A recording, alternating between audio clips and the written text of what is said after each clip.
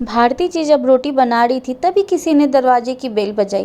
बेचारी भारती रसोई घर में अपने हाथों में लगे आटे से भरे हाथों के धोने तक लगातार दरवाजे की कुंडी बज रही थी। वह लगातार बोल रही थी, थोड़ा रुको, मैं आ रही हूँ।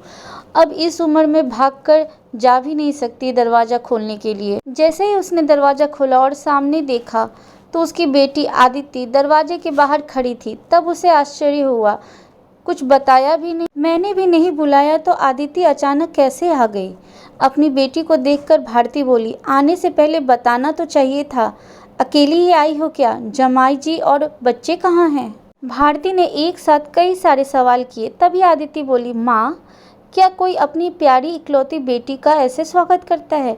मुझे लगा कि तुम मुझे अचानक देखकर बहुत खुश और सबसे पहले मुझे गले लगा लोगी, और यहाँ तो उल्टा ही हो रहा है। शायद तुम दुनिया की पहली माँ होगी जो बेटी को ससुराल से अपने घर आते देख खुश होने के बजाय और मुझे गले लगाने के बजाय आप मुझे उल्टा डांट रही हैं। शायद आप जैसी माँ पहली होगी जो ससुराल से अपने घर आते हुए बेटी को देखकर खुश होने चिंता में पड़ गई।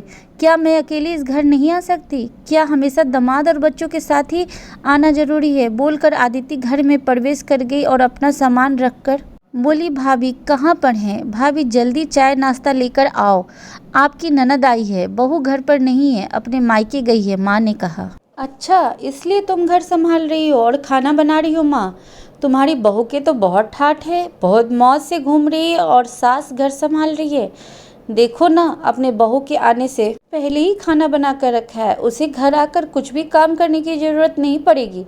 बड़े नसीब लेकर आई है आपकी बहू, और एक मैं हूँ जिसे उसकी सास कभी एक गिलास पानी तक नहीं देती।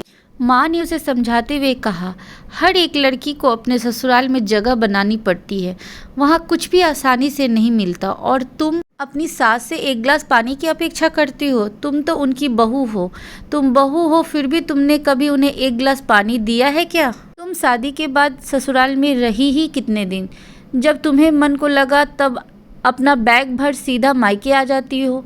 मायका और ससुराल एक ही शहर में है, इसका मतलब यह तो तुम जब चाहो तब मायके आ जाओ और चाहो उतने दिन रहकर ससुराल चली जाओ। मायके में भी बेटी को मान सम्मान तभी मिलता है जब बेटी ससुराल का मान सम्मान रखकर मायके में कुछ दिनों के लिए आती है, तभी उसे मान सम्मान मिलता है। ऐसा हर रोज बिन बुलाए, कोई कारण न होते हुए भी कोई बेटी मायके आती होगी तो उसको साधारण पूछताछ भी कोई करता नहीं।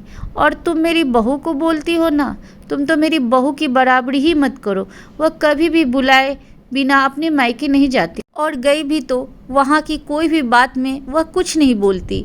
वह जब घर में रहती है तब वह मुझे घर में कोई भी काम को हाथ लगाने नहीं देती।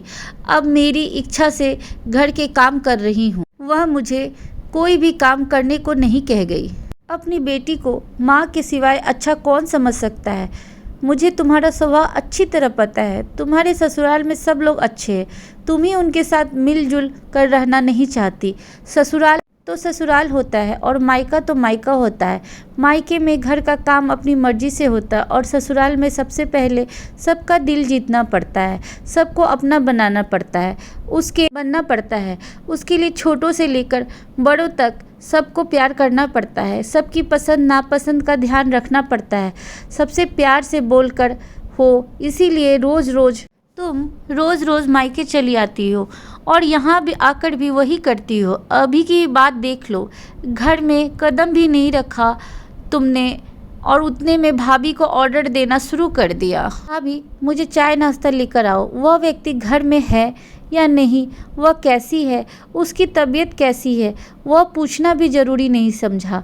घर में आए मेहमान की मेहमान नवाजी होती है, पर उनका बर्ताव बोलना सामने के व्यक्ति को पसंद आया तो मेहमान नवाजी ना मांगते पूरी होती है। पर तुम्हारा ऐसा बर्ताव मुझे ही पसंद नहीं आता तो तुम्हारे ससुराल के लोगों को कैसे पसंद आएगा? तुम बोलती हो ना मेरे बहू का बहुत ठाठ है, तो वो बात सही है। उसने यहाँ हमारे दिल जीत लिया है और हर एक के दिल में खुद की जगह बनाई है। वह रोज़ रोज़ तुम्हारे जैसी ससुराल के लोगों के साथ झगड़ा करके मायके नहीं जाती। इस वजह से ससुराल और मायका दोनों जगह उसकी इज्जत होती है। जब तक उसे अपने मायके से बुलावा नहीं आता तब तक वह नहीं जाती। आज माँ ने ही अपनी बेटी को उसके बर्ताव के लिए दोष दिखाए, क्योंकि उसे लगता था कि अपनी बेटी को अभी नहीं समझाया तो वह उसे कभी नहीं समझेगी। जब तक बहू भी घर आ गई, उसने आदिति को देखते ही वह बोली, अरे दीदी आप कब आई? मुझे फ़ोन किया होता तो मैं जल्दी घर आई होती। इस पर आदिति बोली, नहीं नहीं भाभी, मैं वापस जा रही हूँ, अभी ही मेरी सास का फ़ोन आया था, उनके सीने में दर्द हो रहा है, मुझे वापस जाना है, आऊँगी वापस कभी यहाँ। ऐसा बोलकर आदिति अपना सामान लेकर चली गई। तभी उसकी भाभी ने उसे रोकने का प्रयास किया, पर उसकी सास ने ही अपनी बेटी को रोकने के लिए मना किया और अपनी बहू को बोली, बहू जाने दो, उसे पहले अपना घर संभालने दो, उसके बाद उसे मायके में आने दो। तुम्हें भी किसी के नहीं बुलाने पर तुम्हारी मायके जाती हो क्या? तभी बहू भी समझ गई कि सास ने उनकी बेटी को जीवन का पाठ पढ़ाया है। काफ़ी महीने हो गए आदिति का फ़ोन नहीं आया था, वह खुद भी मायके नहीं आई, इसीलिए उसकी माँ ने उसे फ़ोन किया। शुरुआत में किसी ने फ़ोन नहीं उठाया, फिर थोड़ी देर बाद फ़ोन किया तो फ़ोन उठाया, लेकिन आदिति ने नहीं, उसकी सास ने उठाया। तभी उन्होंने उनकी तबीयत का पूछा, फिर दोनों की बातें शुरू हुई। तभी बीच में ही आदिति की सास ने उसकी माँ को धन्यवाद दिया।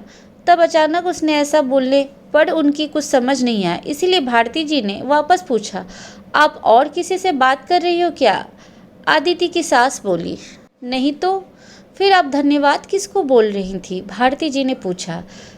आपकी बेटी आदिति बहुत समझदारी से बर्ताव कर रही है, सभी को अपना बनाने की कोशिश कर रही है, सबकी मनपसंद का खाना बनाकर खिलाती है, घर में बहुत आनंद का वातावरण बना है, कोई भी झगड़ा नहीं, जैसे स्वर्गीय बन गया हो मेरा घर। इसीलिए मैं आपको धन्यवाद बोल रही हूँ। आपकी बेटी के अच्छे बर्ताव से यह दिन हमें देखने को मिला, हम बहुत धन्य हो गए। पहले हमें उसकी तरफ से कोई भी अपेक्षा नहीं थी, पर आपने उसे समझा कर भेजा और उसके स्वभाव में बदलाव आया। आज उसी आदिति को मायके जाना तो दूर की बात है, फ़ोन पर बोलने के लिए भी उसके पास वक्त नहीं है, वह अपनी गृहस्थी में व्यस्त हो गई है।